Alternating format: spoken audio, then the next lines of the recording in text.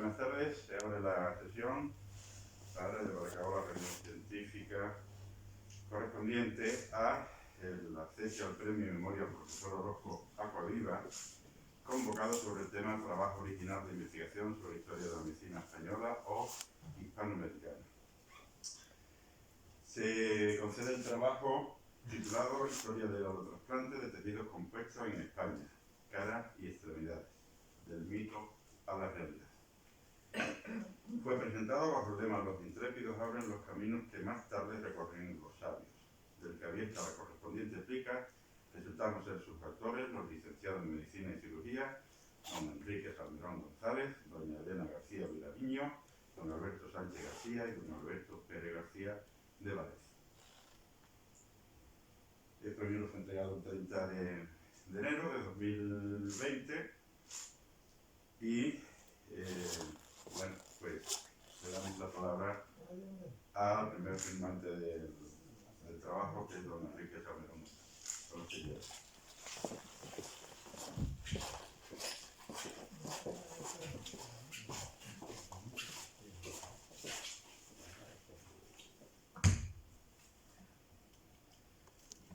Bueno, buenas tardes. En primer lugar, quería agradecer al Comité de Evaluación y a la Real Academia por haber considerado el trabajo merecedor de este reconocimiento.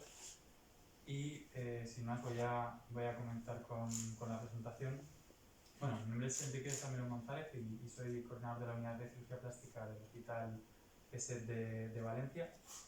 Y el trabajo que voy a presentar tiene el título que ha comentado el compañero vicepresidente.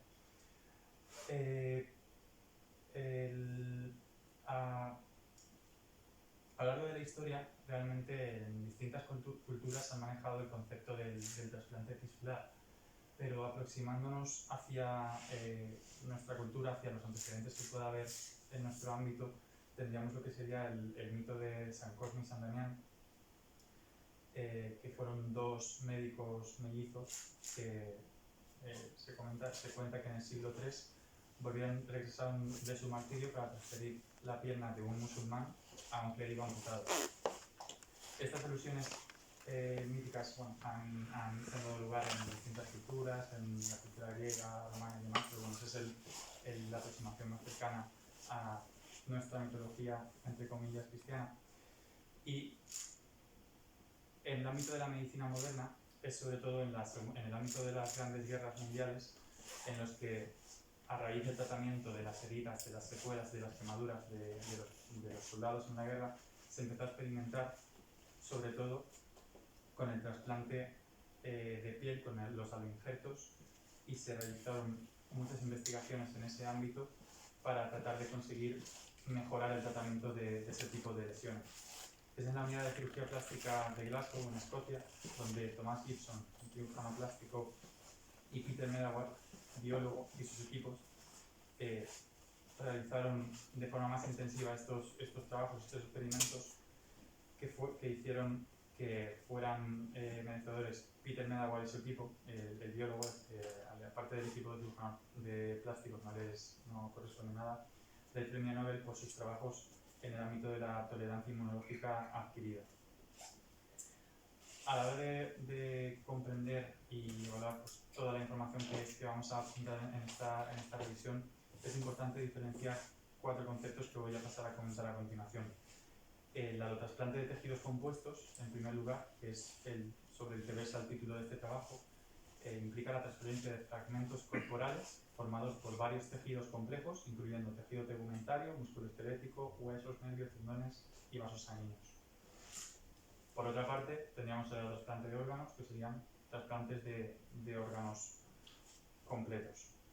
Y por otra parte, tendríamos dos conceptos muy importantes en cirugía plástica que muchas veces cuesta diferenciar por lo que vemos en el día a día en los hospitales, que es el concepto de injerto, que es una transferencia de tejido no vascularizado, que va a recibir la vascularización a través de la vascularización existente en el lecho, y un colgajo o injerto vascularizado en el que aportamos un eje vascular, una cantidad de tejido que lleva asociado a un eje vascular que conectamos en una zona receptora para que se produzca su vascularización.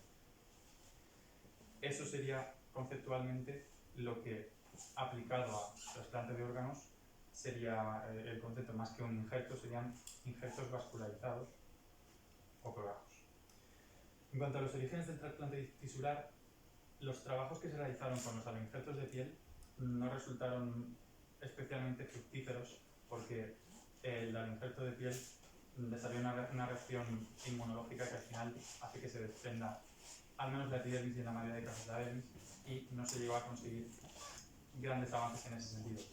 Pero se fue continuando con el desarrollo y con la investigación de distintos campos y de distintos tejidos, y es en este contexto, en este campo experimental en el que se realiza en 1954 el primer isotrasplante renal, isotrasplante porque fue un trasplante entre gemelos, que fue realizado por el equipo de Joseph Murray, que también era cirujano plástico y que además de realizar estos hitos quirúrgicos centró muchos de sus trabajos en el control del rechazo en los trasplantes posteriormente. Participó en el desarrollo de estudios en los que se empleó la zatioprina, radiaciones ionizantes como inmunosupresores, y de hecho en 1990 recibió el Premio Nobel de Medicina por estos trabajos. En 1957 se produce otro hito que en el ámbito de este trabajo es muy relevante, aunque es algo que está bastante relegado al olvido, que es el primer alotrasplante de tejidos compuestos. Lo realizó Eric Peacock Jr., también cirujano plástico, y se trató de un trasplante de sistema flexor digital completo de un dedo, incluyendo poleas, vaina y aparato tendinoso. El procedimiento que diseñó estaba destinado a tratar lesiones recurrentes del sistema flexor después de repetidos intentos reconstructivos fallidos con autoinjertos. En este contexto, en esta escala cronológica, vemos los hitos iniciales de la época de los orígenes del trasplante tisular. Vemos en el 1959, 5 años del primer isotrasplante renal, el equipo de Murray también realizó el primer alotrasplante renal entre hermanos mellizos. En este caso sí que aplicó un régimen de inmunosupresión, que en este caso fue una irradiación corporal total. En 1960 comienza a utilizarse la 6-mercaptopurina y en el 62 la azatioprina, sentando las bases de lo que va a ser la clave del éxito de los alotrasplantes: el tratamiento inmunosupresor y el desarrollo del mismo. El hito de Peacock Jr., el cirujano que describió este alotrasplante de aparato flexor, tendinoso flexor, se caracterizó porque en su procedimiento no aplicaba inmunosupresión, la vascularización dependía de la inhibición de los tejidos en la sangre de la zona en la que se dejaban caer, en la que se colocaban, aspiración por inosculación, pero sí que es verdad que ese procedimiento se popularizó relativamente y sí que se realizaron más de 40 procedimientos en el mundo con unas tasas de tolerancia y de relativo éxito reportado en el trabajo en el que lo explica, lo expone, de un 70%. Esta técnica fue posteriormente y pronto reemplazada por una de las técnicas que se utiliza actualmente, la utilización de un espaciador de silicona para crear una cápsula que va a servir de vaina sinovial y después un autoinjerto o aloinjerto tendinoso, y eso hizo que al final este procedimiento quedara un poquito relegado al olvido. En 1964 se produce otro hito importante. Roberto Gilbert, que es un cirujano ecuatoriano, realiza el primer alotrasplante de mano, que es algo también muy llamativo porque de hecho incluso en nuestro ámbito es algo poco conocido, que ya en el 64 se realizara un alotrasplante de mano que fuera exitoso. Lo realizó en un paciente que había sufrido una amputación bilateral de ambas manos. El alotrasplante era unilateral y realizó un régimen de inmunosupresión posoperatorio con azatioprina y prednisona. Sin embargo, apareció un rechazo agudo 3 semanas después de la intervención y al final desencadenó en la amputación de la extremidad de nuevo. Estas malas experiencias, hasta la fecha, lo que hicieron fue recalcar un poco la hipótesis que se planteaba en aquella época de que la piel y las estructuras portadoras de piel parecía que eran demasiado antigénicas para ser trasplantadas. Y eso hizo que esta disciplina, el alotrasplante de tejidos compuestos, permaneciera latente y prácticamente olvidada durante unos 30 o 40 años después de estos últimos intentos reportados.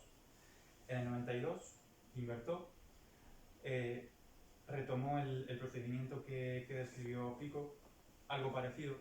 Lo que describió fue un alotrasplante del mecanismo tendinoso flexor distal, pero en el que sí que se realizaba una anastomosis vascular para garantizar la perfusión de los tejidos trasplantados. Aplicó un régimen de inmunosupresión, pero sin embargo las tasas de éxito del procedimiento fueron similares a la técnica que utiliza el espaciador de silicona y también a la técnica previa. Y obviamente la logística de tener que disponer de ese aloinjerto, ese tejido de donante de cadáver, hacía que al final esta técnica no prevaleciera y no se popularizase en exceso. En los años 90 se vive un renacimiento, sobre todo a finales de los años 90, de los alotrasplantes de tejido compuesto, de la aviación de este tipo de procedimientos y de su popularidad, sobre todo a raíz del aumento de las tasas de éxito observadas en los trasplantes de órganos sólidos, que obviamente vinieron determinados por la mejora de los regímenes de inmunosupresión. En torno a los 80 surge el uso de la ciclosporina y en los 90 el tacrolimus, ambos inhibidores de la calcinurina. Este contexto, este entorno favorable, animó a algunos cirujanos experimentales, especialmente destacable Jean-Michel Duvernat, un cirujano francés, a realizar en el 98 el primer alotrasplante unilateral de mano exitoso de la historia. Se animaron, de hecho en el 2000 realizaron el primer alotrasplante bilateral de miembro superior exitoso y en el 2005 fueron también los que realizaron el primer alotrasplante parcial de cara. En aquel caso, el trasplante parcial de cara se trató de una paciente que había sufrido una pérdida total de los tejidos de ambos labios, nariz y parte de ambas mejillas por una mordedura de perro. Aquí podéis ver la imagen a los 4 meses de la intervención y aquí varios años después. Sin embargo, esta paciente fallece en 2016, 11 años después del trasplante, por una enfermedad oncológica. No se está descrito o publicado cuál fue la causa, pero sí se sabe que fue una enfermedad oncológica, probablemente asociada a los regímenes de inmunosupresión intensivos a los que debió someterse. A raíz de estos hitos, muchos grupos quirúrgicos del mundo empezaron a animarse con la experimentación con otros alotrasplantes de tejido compuesto y de hecho tenemos descripción de técnicas de todo tipo. Trasplante de laringe, miembro inferior, cara, pared abdominal, útero, nervio periférico, lengua, cuero cabelludo, pene. A fecha del 2018, en el Registro Internacional de Alotrasplantes de tejido compuesto o complejo, se habían realizado probablemente alguno más, 109 trasplantes de miembro superior y 30 trasplantes de cara, añadiendo aparte pues, las particularidades y las veces que se realizaron técnicas un poco más exóticas que tampoco se han reproducido en muchas ocasiones, tipo los trasplantes de laringe y demás. Y centrándonos en la experiencia que ha habido en España en este ámbito, que tampoco es muy extensa, yendo a los orígenes, el primer alotrasplante renal se realiza en 1965 por los equipos de los doctores Gilbert Nat y Carals en el Hospital Clínico de Barcelona y simultáneamente el mismo año por los equipos liderados por los doctores Alfred y Hernández de la Fundación Jiménez Díaz. En el 79 surge un antecedente crucial que es la ley de trasplantes, que supone las bases, la primera regulación legal en este ámbito. En 1980 se publica el Real Decreto 426 de 1980, en el que se definen 2 puntos clave de nuestra normativa de trasplantes, que es el anonimato del donante y la ausencia de lucro en su realización. Es en aquel contexto, en aquella época, a finales de los 80, en los que además se dieron una situación que favoreció acontecimientos futuros. Hubo una disminución del número de donantes de órganos por mejoras de las tasas de supervivencia, una disminución de mortalidad relativa, realmente no tan llamativa como la de los últimos años, pero en accidentes de tráfico, accidentes laborales y demás. Y, sobre todo, lo que más influyó fue el aumento de los potenciales receptores. la gente que se iba a morir por problemas renales, con la proliferación de los centros de diálisis, pudo prolongar su supervivencia y ser candidatos a trasplantes durante más tiempo, lo que hizo que aumentara mucho la demanda de órganos. En ese contexto, a final de la década de los 80, se crea la Organización Nacional de Trasplantes, que se encarga de coordinar y organizar este ámbito a nivel nacional, aunque en Cataluña sí que es cierto que existe una organización similar que pertenece a la comunidad y que se coordina con la ONT. Desde que se creó la ONT, la tasa de donantes ha evolucionado de 14 donantes por millón de habitantes, que es como se estaba en aquel momento, a 48 donantes por millón de habitantes, que actualmente es el índice más alto del mundo, el número 1 absoluto en ese sentido. Respecto a la experiencia específica con este tipo de trasplantes en nuestro país, en España se han realizado 5 trasplantes de miembros superiores, 4 trasplantes de cara y un trasplante de miembros inferiores. El primer trasplante se realizó en 2006 del equipo del Dr. Cabas en el Hospital La Fe de Valencia. Se trató de un trasplante bilateral de miembros superiores a nivel de antebrazos, que era el 7º realizado en el mundo. Fue una paciente de 47 años que había perdido ambas extremidades 23 años antes en un accidente laboral, en una explosión en una clase de química. Sin embargo, esta paciente, recientemente además conocemos el caso de cerca porque se realizó la amputación en 2018 de ambas manos por rechazo. También es verdad que la paciente era fumadora y un poco todo influyó.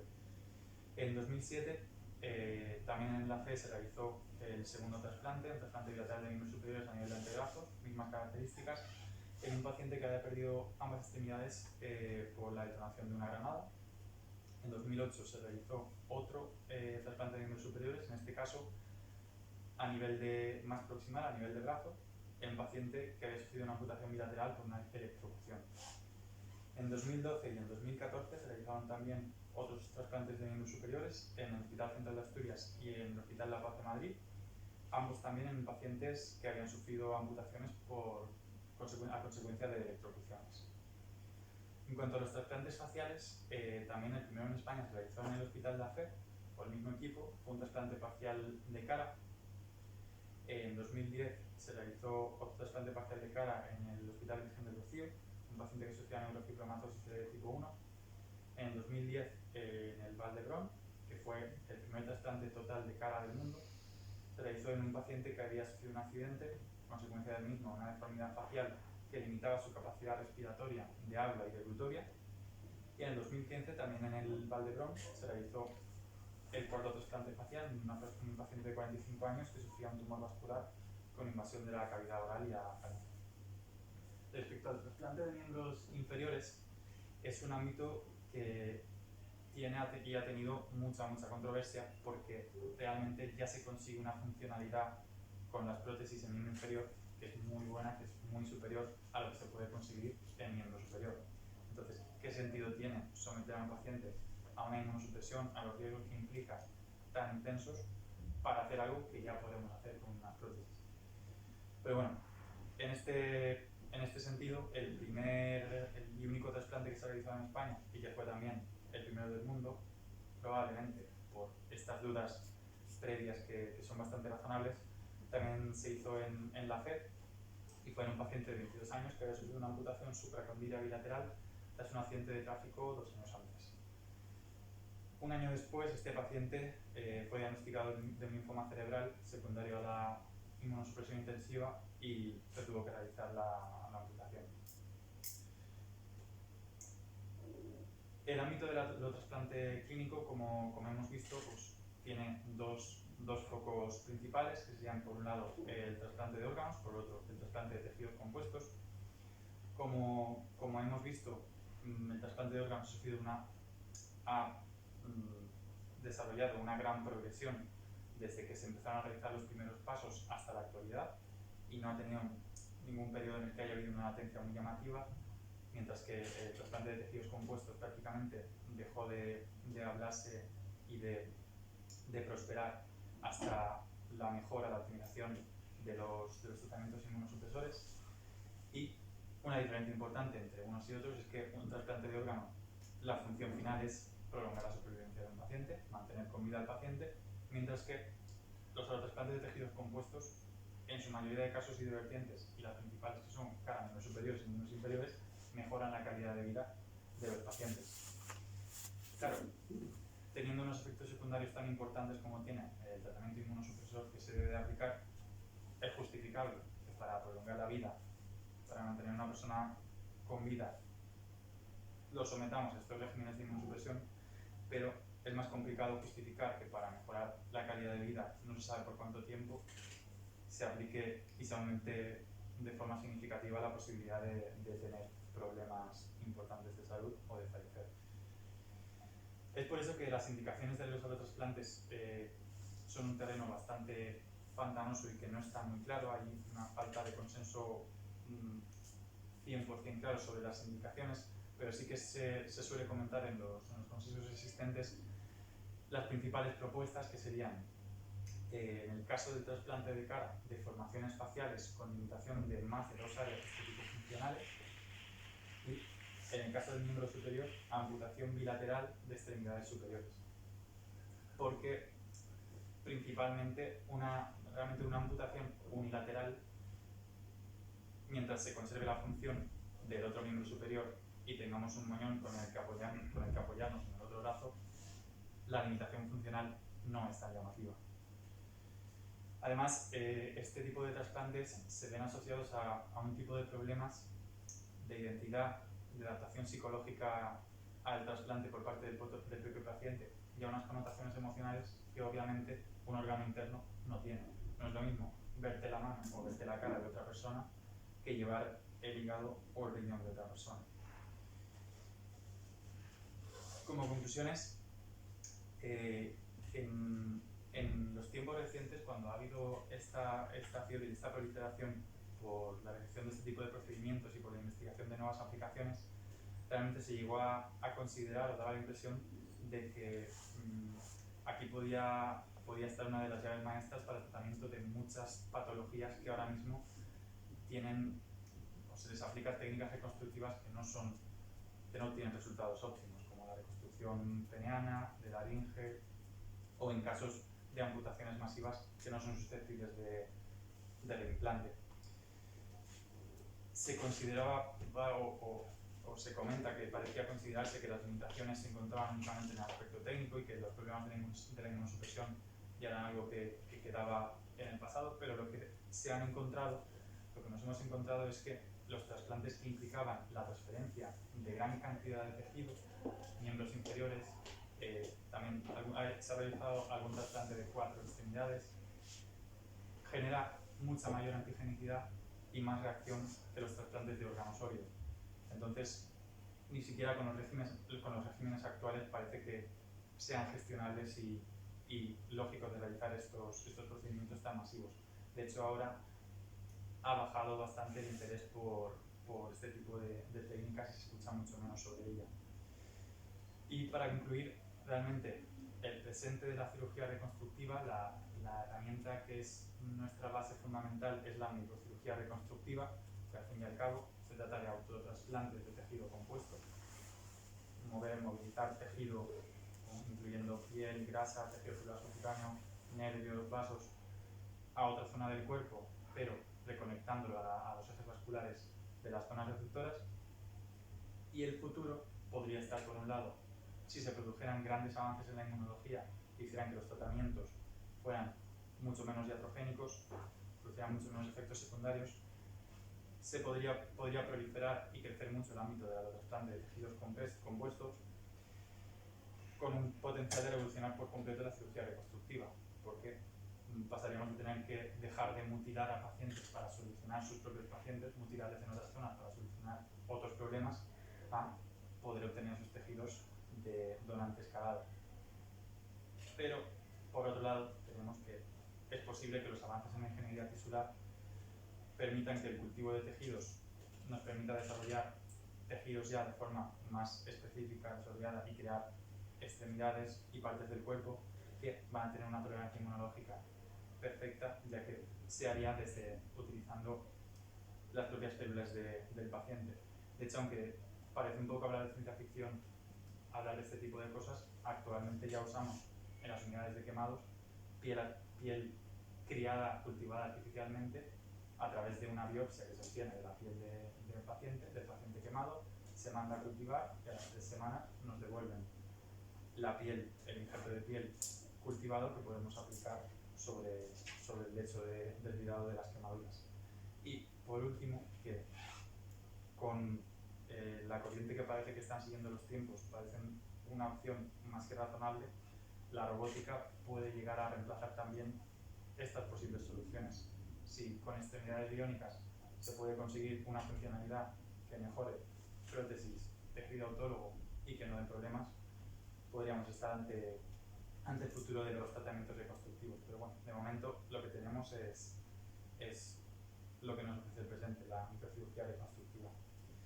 Esta es la bibliografía que hemos empleado para la redacción de este trabajo. Y nada, muchísimas gracias por vuestra atención. Si tienen alguna pregunta, estaré encantado de intentar resolverla.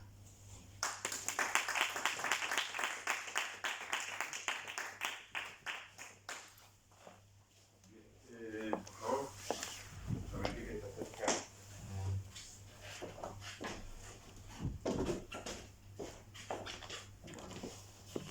A ver, amigo, asiento de correspondiente con el título correspondiente. Enhorabuena.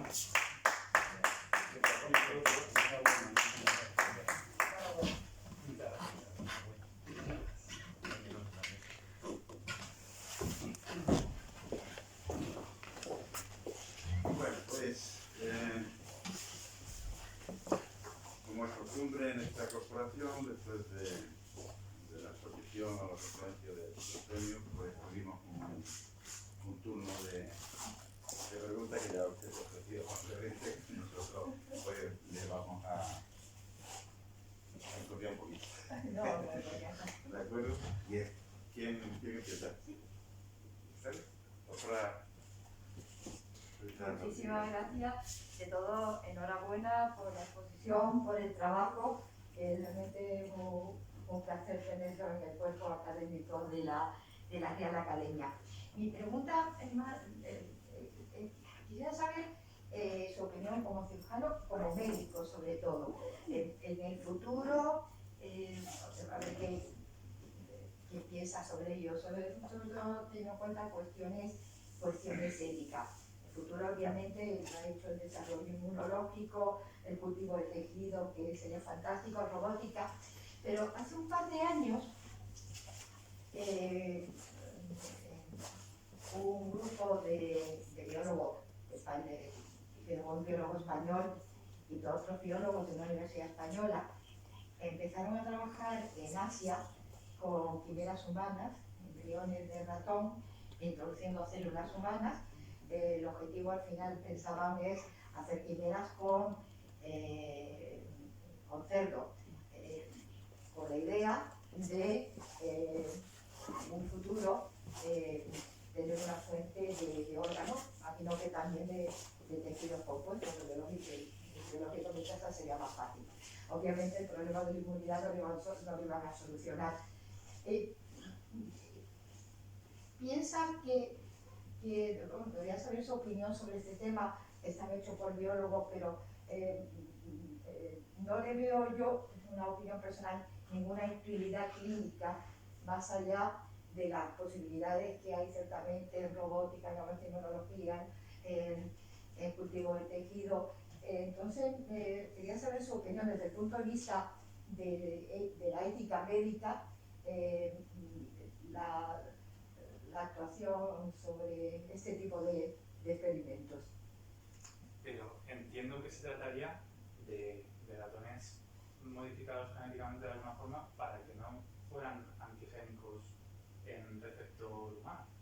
No, se trataba realmente de embriones de ratón a los que se le incorporaban en la primera fase células humanas. Y de hecho llegaron a un cierto nivel de desarrollo. Los investigadores dicen que no se procedió a la implantación, pero la quimera ratón humana se llevó a cabo. realmente esto es un tema, al final estos son temas muy controvertidos y entra un poco lo que cada uno pueda considerar moral o ético, pero al final este tipo de experimentos a los que a primeras a todos nos pueden sonar algo extravagante y a lo mejor fuera de lo que consideraríamos ético, pueden suponer pasos para algo futuro. Pero obviamente, tal y como está planteado así, no tiene ningún sentido todavía. Pero si lo utilizan como abordaje experimental, como punto de partida para progresar, para continuar y desarrollar otras líneas de investigación que sí que puedan ser útiles, bueno, no. Pero vamos, yo no es algo que crea que deba seguirse. Creo que a la hora de intentar progresar en estos ámbitos hay que ceñirse y ser fiel a las normativas éticas existentes y intentar hacerlo por las buenas. También se podría clonar y sacrificar al clon y utilizar los órganos de tu clon más joven, pero tenemos que, empleando la ciencia, no rebasar ciertas barreras y conseguir, bueno, intentar llegar a esos objetivos. Pero esa opción, por ejemplo, la de clonación y utilizar esos órganos, podría llegar a ser viable, pero es implanteable. Entonces, algo como lo que están haciendo o lo que se está haciendo con los cultivos de piel, una pequeña biopsia, no dañar ningún ser vivo ni hacer nada que pueda rebasar los límites ni nada extravagante, cultivar y sacar el tejido, es algo perfectamente viable. En lo que están trabajando en este tipo de, la gente que se dedica a este tipo de, en este sector, en los entornos legales éticamente correctos que nosotros conocemos, es crear scaffolds, crear matrices, sembrar esas matrices de células y buscar esa línea más que la de hacer aberraciones biológicas. Pero es un tema muy controvertido y si hay, mi opinión es que, si lo que me pregunta es mi opinión, yo no lo haría y preferiría que no lo hiciera otra gente, pero... Muchas gracias. Bueno, que sabéis que acabado mi tema.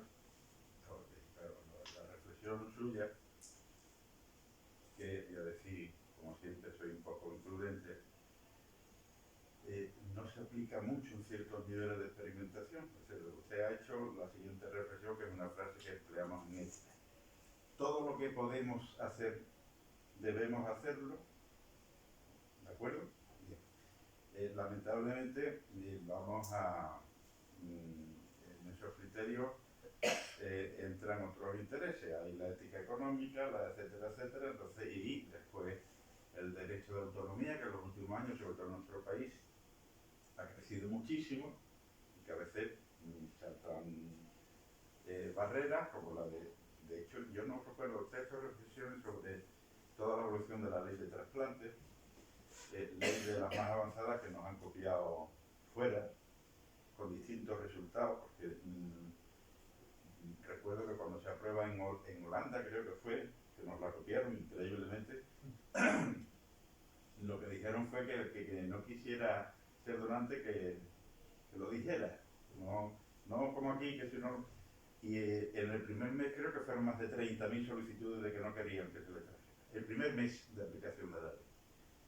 Nosotros, ahí no me llega a la memoria, no me sé la ley entera, creo que ya se hablaba algo en el último decreto del 13, me parece, sobre los trasplantes de cara. ¿Por qué? Por el fracaso, porque al final hay que decirlo así, fracaso estrepitoso de ciertos... A mí me gustaría, y eso también es mi opinión, haber visto los consentimientos informados de eso. Que tengo que firmar, por supuesto, el paciente, por muchas ganas que tuviera, y que a veces los resultados que al final, ¿qué es lo que pasa? No controlamos todavía, y al final desarrollan un tumor, linfoma, la de la cara probablemente, aunque no hemos quedado sin la cara, pues no sabemos si un espino, o según y entonces ya empezamos. Bueno, vamos a ver, una cosa es calidad y otra es funcionalidad. Está muy claro que, y aquí tenemos al profesor Suero, que sabe mucho de prótesis de miembro inferior, desde la cadera hasta abajo. Ahí lo suyo es poner prótesis, por muchas cosas, y además, no solo técnica, y ética y moral.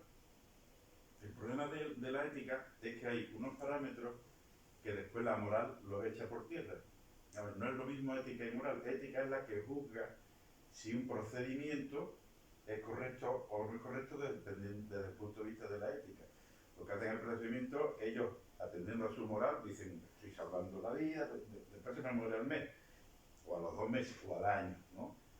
Después vienen los que te dicen, mira, si Christian Barnard en Sudáfrica en el 66, me parece, no hace el primer trasplante de corazón, hoy la gente ya, claro, el primero es de los 8 meses. Pero bueno, los trasplantes se hacen ahora y hay gente que hasta hace deporte con el corazón, poquito, pero bueno. Entonces ese es siempre el avance, que anécdota ya me callo, pero lo que sí me gustaría saber es lo de si ha leído, si me refresca la memoria respecto a la mención que se hace del trasplante de cara. En la ley de trasplante, en el último decreto, si lo sabes, no hago nada. Decía Bill Rock que al final cuando un compañero le llama para que lo opere y le dice que no, y dice, hombre macho, si tú eres... Y sí, pero ahora antes de operar me pongo en el lugar del paciente. El famoso Bill Rock, uno y creo que lo habrá hecho. Y lo otro, que son también reflexiones muy en voz alta, que me gustaría que comentara algo. La ley de trasplante nuestro no es solo lo que facilita que estemos a nivel 1 mundial. La reflexión es que somos los españoles, aunque somos últimamente tenemos una autoestima por los suelos, somos muy solidarios. Insisto, la misma ley en Holanda, que son los más modernos del mundo, y en los medios estaban diciendo más de 30.000 personas que de eso nada. Mis órganos son míos, me los llevo a darle de pasto a los gusanos, ¿no? Y además, si mal no recuerdo, del último estudio, los inmigrantes, los nuestros, me refiero a inmigrantes de Latinoamérica. Los musulmanes tienen un problema con la religión, con los trasplantes. A recibir sí, menos de mujeres y son hombres. ¿Vale? Pero es el altruismo también del español, no solo la ley, sino lo que nos lleva a ese nivel de donaciones de órganos y obviamente pues, de equipos que están trabajando en mejorar los trasplantes.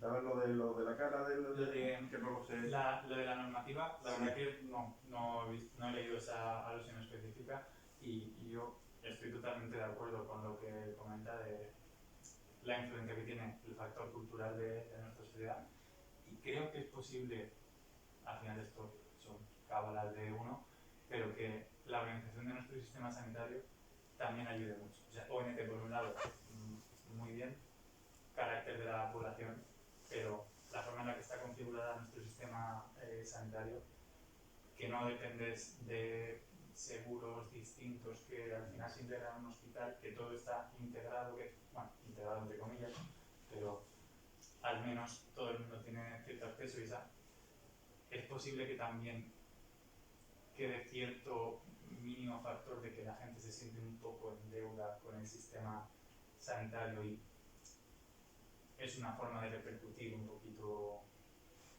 ahí. No sé, no lo sé. Los motivos, pero habitualmente y seguimos aumentando además, que esto va creciendo y después el sistema controla además. Yo recuerdo hace unos años que detectaron un hígado que venía y que era del mercado negro, digamos. Y que además creo que fue también por Alicante o por ahí. Detectaron la procedencia, que aquí cribamos absolutamente todo, y que además casualmente era un jeque árabe que se había negado a que le trasplantaran el hígado porque se enteró que no sé cómo se enteró, que la donante era una mujer, entonces no es posible, y después consiguió uno, que era por cierto un sobrino segundo no sé qué. Digo, bueno, pero esto como esto, digo, carro, pero no sé lo que nos plantaron. Pero nosotros, gracias a Dios, el sistema de trasplante creo que lo tenemos bastante bien controlado.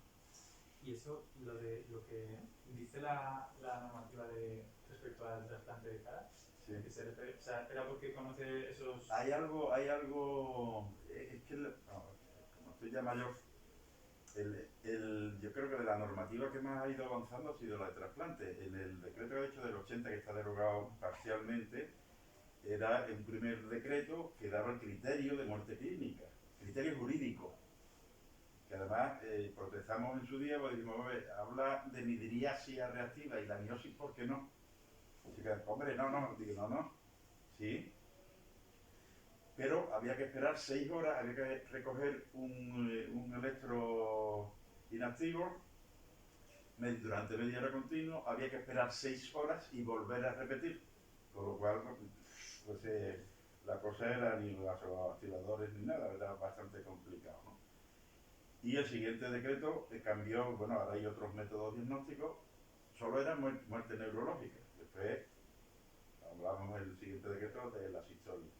Pero es que ha habido varios decretos después del año 80 y quiero recordar, y me meto mi mala memoria, que ya en el último añadido se hablaba del trasplante de cara. Pero vamos, ya lo buscaré. No, es algo importante que se aborde porque al final a los trasplantes hasta la fecha no sé, no da revisando y solo he querido poner algunos ejemplos por dejar caer cómo están yendo. Sí que es verdad que de los pacientes que tenemos controlados, de los que se operaron en Valencia, de los 5, 2 han tenido complicaciones muy serias, 3 están bien. También. ¿Cuánto tiempo llevan? Pues 14, 12, 10 años. Bueno, O sea, eso es un buen resultado, ¿eh? Son personas muy jóvenes también. Bueno, Son todos entre 22 y 34 pero cuando se operaron. Pero eso es un resultado magnífico, ¿no? Bien, pues muchas gracias. ¿Estamos bien? ¿No vamos a hacer preguntas? Bueno, Aprovecha ya que decir, estamos en familia. Venga. sí, estamos en familia y expreso mi gran tristeza de la corta asistencia, ¿no? Ya sea por motivos climatológicos, COVID o sociolaborales del metal, que espero se solucionen y que puedan tener un feliz fin de semana por nuestras tierras, pero en realidad... Pero bueno, yo me he divertido mucho, ¿no? Yo lo tengo que felicitar porque el trabajo es muy exhaustivo, ha tocado todos los puntos de controversia. La presentación pues me ha encantado porque es una manera muy estructurada. Reflexiones y preguntas. La primera reflexión es que este aspecto que hemos tratado hoy es uno de los pocos en los que los cirujanos salimos bien parados, porque me pienso que en cuanto a lo que es la técnica, el desarrollo, los tiempos, la estrategia, el abordaje, todo eso creo que está bastante estudiado, traumatólogos, cirujanos vasculares, neuroquirúrgicos, plásticos. Yo creo que esa conjunción de un equipo multidisciplinar que atiende estas patologías o estas estrategias de tratamiento, pues están muy bien estructuradas. Sin embargo, el soporte posterior, que es la medicación coadyuvante, es la que ha dado el traste que esto no se pueda seguir desarrollando. Y normalmente que ese efecto indeseable, tanto metabólico como infectivo, pero sobre todo oncológico, ¿no? Los sarcomas y los linfomas, pues ha sido casi el punto final, ¿no? de nuestro texto. Entonces, mi pregunta es, en los últimos 2-3 años ha habido algún cambio en esas terapéuticas inmunosupresoras que nos permitan tener un soporte ético para poder seguir haciendo estos intentos? Por lo que yo he podido descubrir, y esta pregunta se la trasladaría a un inmunólogo, que no va a tener mucho No se conoce que no, se está abriendo camino. pero por lo que he visto, que ves que la última intervención de este tipo se hizo en 2015 y hasta 2021 no tenemos nada, es símbolo de que no. Y creo que eso también es algo que deja en muy buena posición, entrecomillando un poco, pero a los cirujanos, porque aparte, o dejando de lado egos de he sido el primero que ha hecho esto, estoy haciendo una cirugía que es espectacular, tal, se ha sabido decir, uy, esto parece que no va bien del todo, que no es el tratamiento más apropiado, a lo mejor es mejor no hacer nada por buscar otras opciones. Y sobre lo que comenta de lo que es la parte técnica quirúrgica, y eso también es una conclusión que he sacado a raíz de la revisión que hemos hecho y demás. Al final, estas cirugías, a nivel técnico, un trasplante de miembro superior a miembro inferior, no es técnicamente especialmente complicado. O sea, y además, se iban haciendo implantes mucho tiempo. Es exactamente lo mismo, solo que más fácil, porque te preparas tú la pieza anatómica, la tienes exacta. Entonces, esa parte, al menos en estas en concreto, la laringe para el abdominal, ahí tiene mucho más de originalidad la técnica.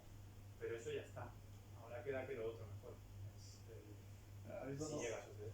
Ha habido dos casos en los medios de comunicación que a mí me han llamado la atención y por si puede aportar algo o informarnos de algo. Uno fue por la cercanía en Sevilla, ¿no? Que creo que hubo un trasplante en el Virgen de Rocío, si sabe algo sobre el caso. Y el otro caso, creo que fue en Australia y viene a ratificar los aspectos psicológicos que tú muy bien expresabas en la presentación, porque creo que fue resultado de un exitoso de una implante de doble antebrazo y mano, y que al final el paciente no lo toleró psicológicamente y quería amputarse, pero el propio equipo que le hizo el trasplante se negaba. Entonces llegó a poner incluso anuncios en el periódico solicitando al cirujano que le pudiera amputar los dos antebrazos. No sé si recuerdas este caso, que fue muy llamativo y muy comentamos. Ese en concreto no, pero sí que hemos leído algún caso, varios casos de pacientes que han solicitado la amputación por no tolerancia psicológica al respecto. De la primera paciente de trasplante de cara francesa, también vimos alguna entrevista en la que decía que funcionalmente, estéticamente había mejorado mucho, pero que se miraba al espejo y veía a la muerta, veía el cadáver y que lo llevó muy mal. Luego aparte ella tuvo el problema de la exposición pública, que hubo mucha exposición al respecto y eso también comentaba que había causado mucho problema psicológico. Pero respecto al tema de los miembros superiores y que hayan solicitado amputación, claro, la cara ahí ya sí que no se puede, hay más atrás, pero eso sí que hay más casos aparte del que comentas. Y el trasplante de cara del Virgen del Rocío, ese fue en un paciente con una neurofibromasis tipo, fue una resección de, no he visto el caso exactamente, pero no que sería múltiples tumores faciales que para la reconstrucción tras la resección se utilizaran en el implante. Por último, un recordatorio, porque hemos hablado del doctor Cavada, ¿no? El famoso doctor Cavada. Precisamente en 2016 se le concede el premio iberoamericano Cortes de Cádiz, el premio de cirugía al doctor Cavada, y en cierta relación con esta corporación porque varios de nosotros estuvimos en el jurado que le concedió este premio, ¿no? Entonces pues ahí hay unas connotaciones de relación entre la academia y el famoso doctor Cavada, que tendrá muchísimos premios, pero entre ellos tiene también de las Cortes de Cádiz, que para nosotros es muy importante. Pues muchas gracias. Les felicito por su trabajo. Muchas gracias por... A ver, de Valencia quieren hacer alguna pregunta también. No, iba a comentar una cosa, y es que, bueno, creo que una de las, aprovechando que esto era una atmósfera pequeña, creo que uno de los problemas sustanciales en el manejo de la inmunosupresión de estos pacientes es que, así como la inmunosupresión de los trasplantes de grano sólido está perfectamente definido los equipos que la llevan, el problema que nos hemos encontrado en la FE es que no hay una especialidad que se haga cargo de la inmunosupresión de estos pacientes. Entonces, la realidad es que el doctor Cavadas, por ejemplo, los realizó en el hospital AC, ni trabaja ni está presente en el hospital, es el que se encargó de llevar el doctor Cavadas y su equipo de cirujanos plásticos son quienes gestionaron la inmunosupresión de estos pacientes. Entonces, al final, no existe un seguimiento de gente con experiencia en el manejo de esa inmunosupresión y probablemente eso es parte del fracaso o de la falta de mejoría en el manejo de esto, por lo menos en la estructura que nosotros conocemos, que es la de la Ventura.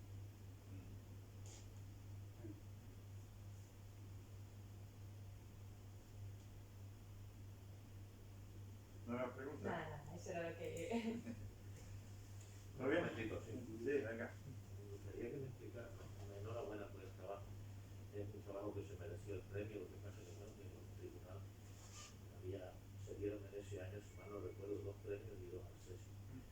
Y, en fin, fueron trabajos muy verdaderos, quedaron otros que, bueno, otros más atrás, pero fue una pena no poder darle un premio a cada uno, porque, en fin, era bueno, pero los criterios de aquel momento fueron así.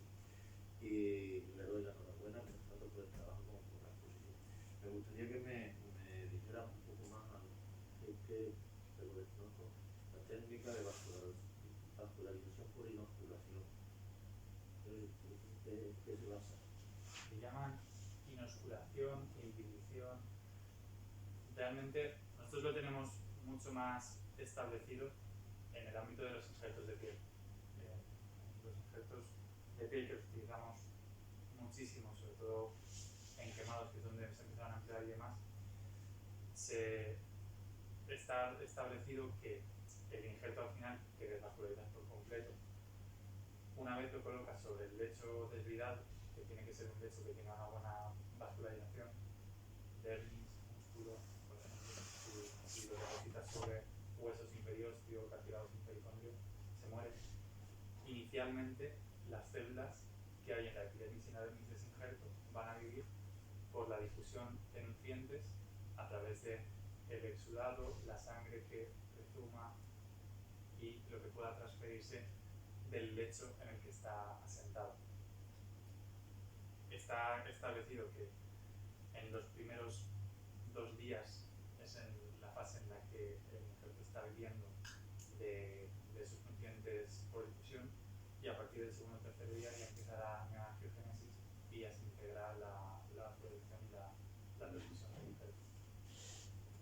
Entonces, al final, dejar un tejido inerte en una zona del cuerpo que está bien vascularizada y por difusión algo le entra y un poco de neovascularización hay.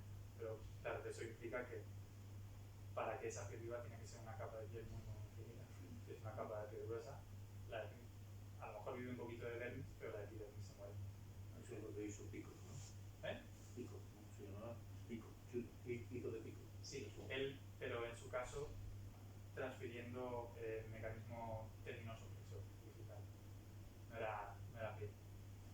Claro, era depositar el mecanismo de perfusión, de la proyección de esa estructura, era similar por difusión de nutrientes y algo de neoangiogénesis. Muy bien, muchas gracias. Pues bien, pues levantamos la sesión. Enhorabuena de nuevo.